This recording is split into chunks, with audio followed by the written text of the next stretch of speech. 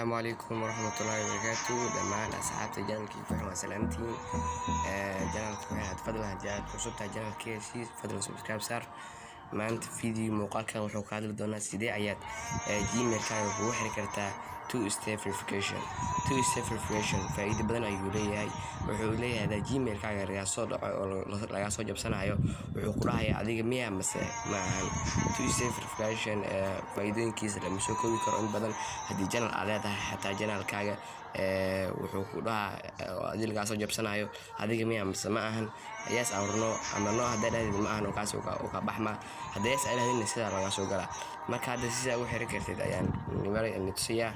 marka waad waxaad soo galaysaa gmailkaaga, gmail ayaad ku dhufanaysaa, kabacdi waxaad taabanaysaa saddexda calaamadood oo gees ku yaalo, kabacdi hoos ayaad soconaysaa sittin calaamad sittin meesha ku qoran tahay ayaad sii taabanaysaa. kabacdi channelka aad rabtid inaad saaratid gmailkaaga ayaad ku sii dhufsanaysaa. manage your account ayaad ku sii dhufsanaysaa.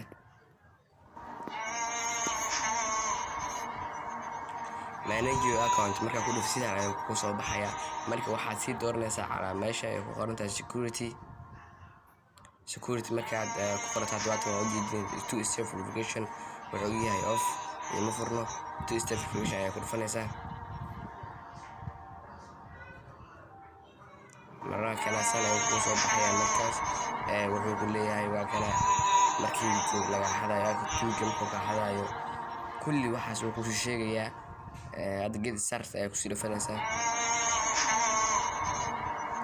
passwordkaaga aad gelinaysaa emailkaaga.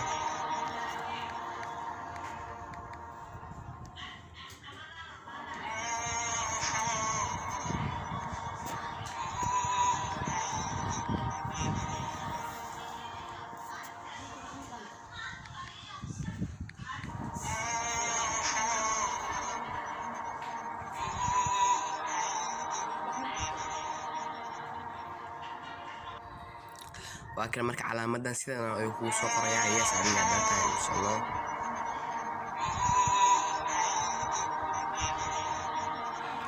sana ayuu ku soo baxaya kadib waxaad gelinaysaa wuxuu ku leeyahay lambarkaaga geli. hadda aan lambarkaaga gashanaya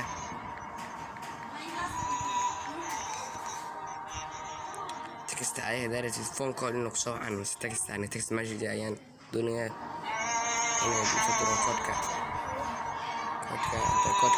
ya.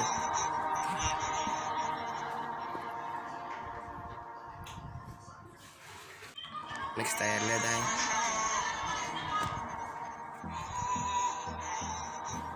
train on hadda way train on ayuu ku yahay. saas ayaad ugu xirinaysaa gmailkaaga si aysan dadka kale kugu soo bixin, si gmailkaaga adiga aan loo jabsanin insha Allah.